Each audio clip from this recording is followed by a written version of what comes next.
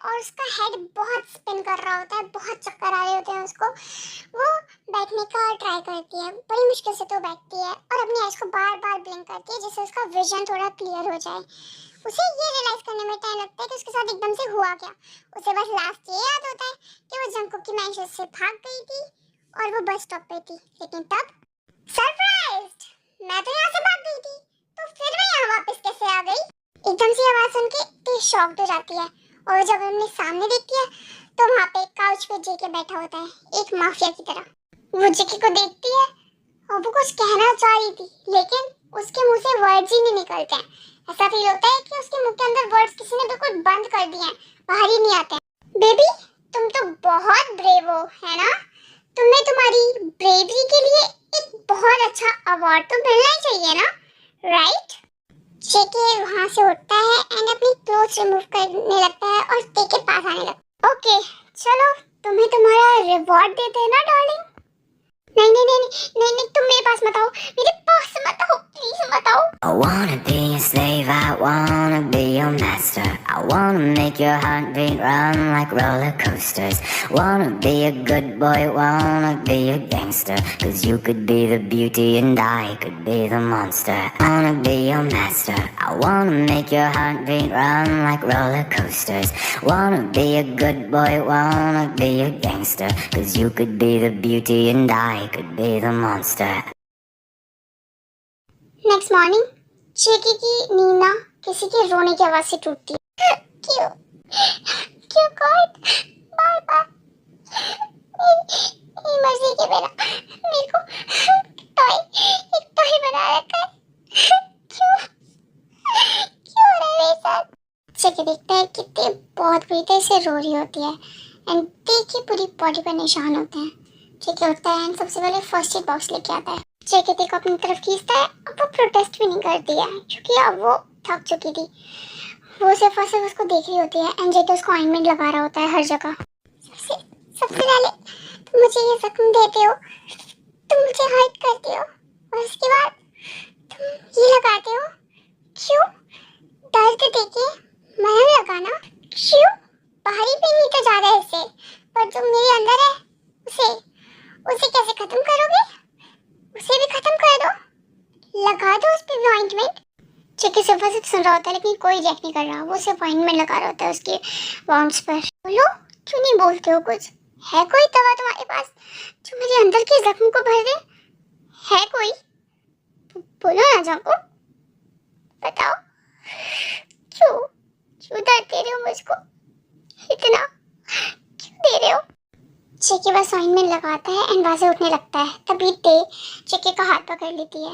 मुझे मुझे मेरे घर जाने दो, प्लीज प्लीज मुझे छोड़ दो, प्लीज मुझे जाने दो जांगो, प्लीज प्लीज मुझे जाने दो, छोड़ दो मुझे, छोड़ दो ना।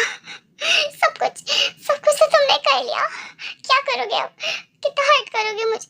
मारना है मार दो, लेकिन लेकिन इस लाइफ को नहीं जीना मुझको, प्लीज प्लीज छोड़ दो।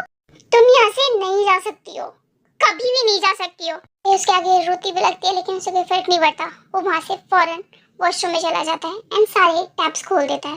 सो या उस मॉर्निंग ते एंड जेके दोनों ही बहुत रोए। फर्क इतना था कि ते बाहर और जेके अंदर, बट हर्ट भी दोनों को हो रहा था और रो भी दोनों रहे थे। बेटा जल्दी जल्दी घर चलो, ये ना प्लीज सेफ नहीं है हमारे लिए। लेकिन क्यों अम्मा, हम तो यहाँ रोज खेलते हैं, सडनली क्या हुआ? क्योंकि ना बेटा देखो उधर, वहाँ देखियो वो अंकल जॉन जंको के, ये किलर हैं। इन्होंने अपनी बॉयफ्रेंड के फादर को मार दिया था। वो जेके की तरफ पॉइंट करती है और वो लड़का जेके की तरफ देखता है फौरन। बट अम्मा ये यहाँ पे क्यों है? इन्हें तो जेल भेज दिया था ना? हाँ बच्चा, भेज तो दिया था, लेकिन अब तो ये बहुत फ्रीली घूम रहा है ना, तो घर चलते हैं। हम अपनी लाइफ रिस्क पे नहीं रख सकते, हम बिल्कुल ही क्रिमिनल के पास हैं यहाँ पे। वो अपने बच्चे को फटाफट से वहाँ से ले जाती है। ये सब कुछ जेके सुन रहा था चुपचाप, अंदर ही अंदर टूटे जा रहा था उसका दिल बहुत बुरी तरह। लेट्स गो, ये किलर है, यहाँ से चलो जल्दी से। जांको वहाँ बैठा हुआ सिर्फ देख रहा था कि लोग उसे कैसे छोड़ के जा रहे हैं, एक किलर कह के। नो नो नो, मैं अकेला नहीं हूँ, मैं अकेला नहीं हूँ। जैकी एकदम से उठ जाता है, वो अपने को बेड पे पाता है, तो उसे पता चलता है कि या इट वाज अ ड्रीम, लेकिन वो ड्रीम नहीं था, वो सब उसके साथ हो चुका था। वो ब्रीथ भी नहीं कर पाता क्योंकि उसे डर लग रहा था कि बहुत स्वेटिंग हो रही थी। वो फौरन उठता है एंड पानी पीता है जाके, एंड नोटिस करता है तो 8:43 AM हो रहा था। ये एक नाइटमेयर, ये नाइटमेयर मुझे बार बार आ रहे हैं, क्यों क्यों नहीं जा रहे। जंगकुक फिर से लेट जाता है, सोने की कोशिश करता है, इधर उधर होता रहता है, पोजीशन चेंज करता रहता है, उसे नींद आ जाए, लेकिन उसे नींद ही नहीं आती है उसकी पास्ट मेमोरीज की वजह से, तो उसे अंदर ही अंदर खा रही थी। टाइम और डेस्टिनी सब कुछ कितना चेंज कर देती है ना, कितना।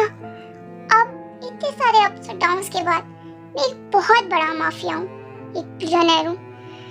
और पहले जब मैं बहुत पुअर था कि मैं अपनी लवर को डेट पे भी नहीं लेके जा पाता था, एक्सपेंसिव गिफ्ट भी नहीं दे पाता था, लेकिन तेने कभी कंप्लेन नहीं की थी, वो हमेशा हैप्पी थी।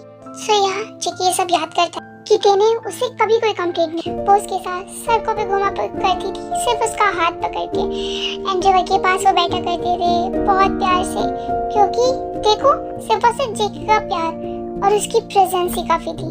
उसको लाइफ जीने के लिए पैसा नहीं, सिर्फ और सिर्फ जंगकुक चाहिए था। उनको बहुत सुकून था, कोई चिंता नहीं थी। अब जंगकुक बेशक बिलियनर है, इतना पैसा है उसके पास कि वो बैठा बैठा सिर्फ अपनी 10% नेटवर्थ से ना आधी साउथ कोरिया खरीद सकता है, लेकिन पीस, सुकून, वो तो कब का चला गया। काफी लोग कहते हैं ना कि पैसों से खुशियां नहीं खरीदी जा सकती हैं, ये सच भी है, लेकिन कहीं ना कहीं झूठ भी है।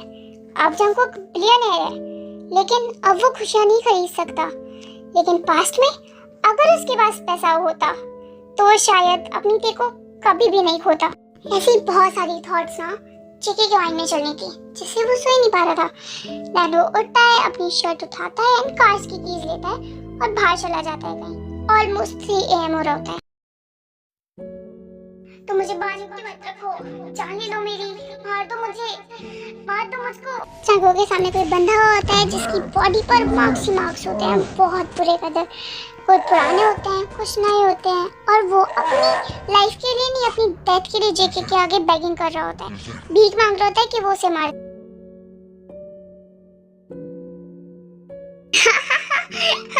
इतने इम्पेशेंट क्यों हो रहे हैं डेड फादर इन लॉ?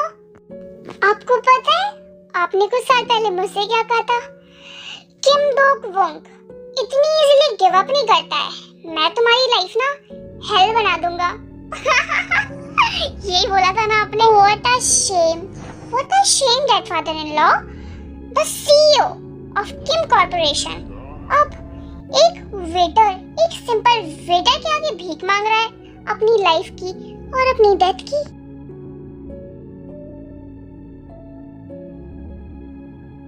मुझे लगता है आपने अपने बचपन में कभी पढ़ा नहीं कि लालच एक बहुत बुरी बला होती है, और लालच करने से ना बहुत कुछ सर्वनाश होता है, सब बिखर जाता है और बर्बाद हो जाता है। ये कह के जेके मिस्टर किम के अपने पैर से हिट करता है और एकदम से उनके गले से एक लॉकेट गिर जाता है। जेके उसको उठाता है तो देखता है कि वो एक हार्ट शेप का लॉकेट था जिसपे ते का नाम लिखा हुआ था।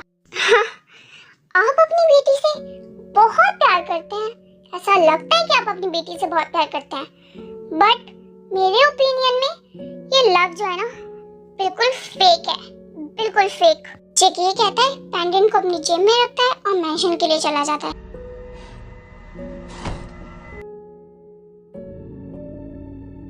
जेके मैंशन में आता है और एकदम से उसे किसी की प्रेजेंस फील होती है। तो वो तेयंग थी जो उसे बर्निंग आइज के साथ देख रही थी। मैंने तुमसे कहा था ना कि तुम अपने रूम से बाहर मत आना, यहाँ क्या कर रही हो तुम इतनी रात में कहाँ गए थे, कहाँ पर थे तुम? जेके उसका क्वेश्चन इग्नोर करता है और अपने बेडरूम की तरफ जाने लगता है। मैं तुमसे कुछ पूछ रही हूँ Jeon Jungkook. It's none of your business, Jeon Taehyung. Yes, it's my business, क्योंकि मैं तुम्हारी freaking wife हूँ। क्या तुम किसी लड़की के साथ नाइट स्पेंड करके आए हो जंगकुक? पहले तुमने मुझसे फोर्सफुली शादी कर ली और अब तुम मुझे मेरी बैक पर चीट कर रहे हो। अगर ऐसा है किसी और से प्यार करते हो तो तुम मुझे क्यों नहीं छोड़ते हो? और बस ये काफी होता है जेके को गुस्सा दिलाने के लिए। फिर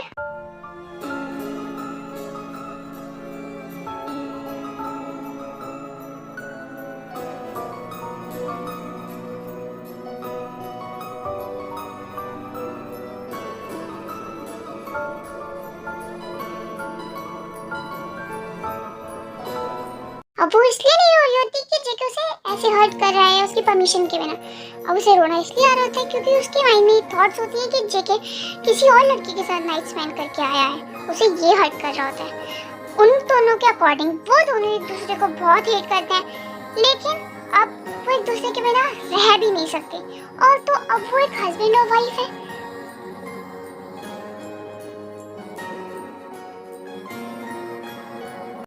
ये चीजें अज्यूम करने की, बेकार की बातें सोचने की आदत तुम्हारी अभी भी नहीं गई ना क्या?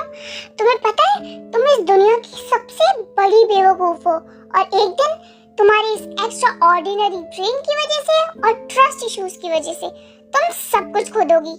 ये कह के जेके का हाथ छोड़ देता है एंड वहीं खड़ा हो जाता है एंड वो बहुत शॉक्ड होती है, डिसबिलीफ में होती है। हाँ, मैंने ना कभी तुम्हें चीट किया है, और जब तक तुम मेरी वाइफ हो तब तक मैं तुम्हें चीट करूंगा भी नहीं। मैं हर रिलेशनशिप की ना बहुत रिस्पेक्ट करता हूँ, बहुत वैल्यू करता हूँ, तुम्हारी तरह नहीं हूँ मैं। ये कहकर जेके वहाँ से चला जाता है और ते कंफ्यूज वहाँ पे खड़ी होती है।